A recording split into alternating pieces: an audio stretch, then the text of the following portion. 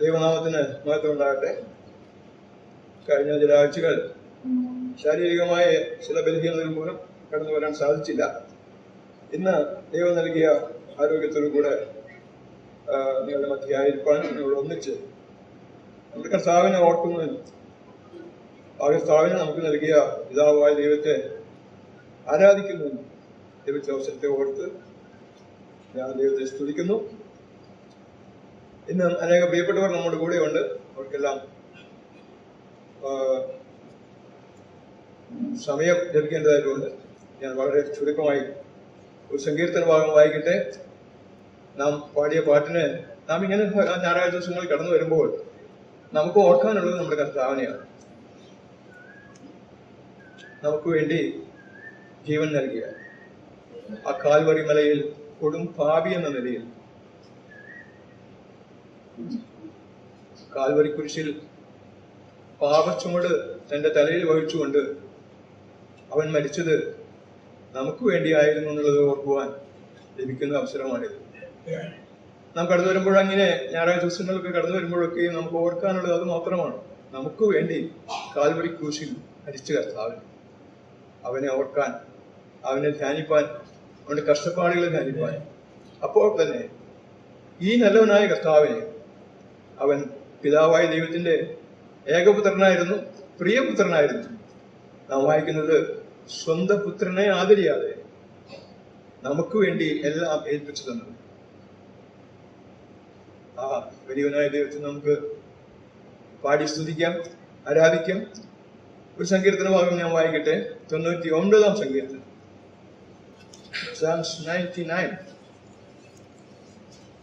യഹോവ വാഴുന്നു, ജാതികൾ വിറയ്ക്കട്ടെ, അവൻ കെരൂബുകളുടെ മീതെ വസിക്കുന്നു, ഭൂമി കുലുങ്ങട്ടെ.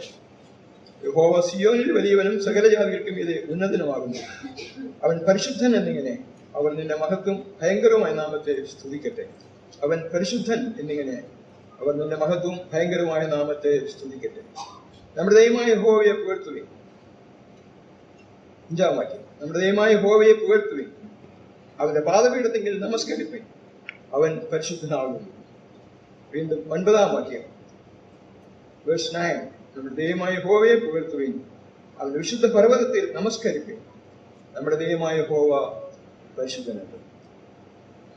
Let them praise thy great name and terrible name, for it is holy. അവൻ പരിശുദ്ധനാകുന്നു, അതുകൊണ്ട് തന്നെ അവനെ സ്തുതിപ്പാൻ യോഗ്യനാണ്. ഇന്ന് നാം കടന്നു വരുമ്പോൾ നമുക്ക് യോഗ്യമായ ഒരു സ്ഥാനത്താണ് നാം കടന്നു വന്നിരിക്കുന്നത്. ആരെ സ്തുതിപ്പാനാണ് നാം കടന്നു വന്നിരിക്കുന്നത്? പരിശുദ്ധനായ ദൈവത്തെ. ആ പരിശുദ്ധനായ ദൈവമാണ് തന്റെ സ്വന്തം പുത്രനെ ആദരിക്കാതെ നമുക്ക് വേണ്ടി സകലവും ഏൽപ്പിച്ചു.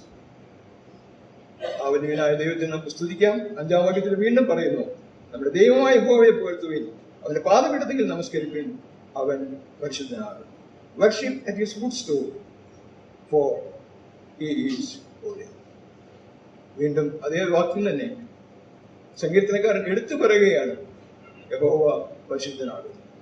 9-ാം വാക്യത്തിൽ നമ്മുടെ യഹോവയെ പുകഴ്ത്തുവിൻ, അവൻ വിശുദ്ധ പർവ്വതത്തിൽ നമസ്കരിപ്പിൻ, നമ്മുടെ ദൈവമായ യഹോവ പരിശുദ്ധനല്ലോ, നമ്മുടെ ദൈവമായ യഹോവ പരിശുദ്ധനല്ലോ. Exalt the Lord our God and worship him at his footstool, honor him, for he is holy. God is holy.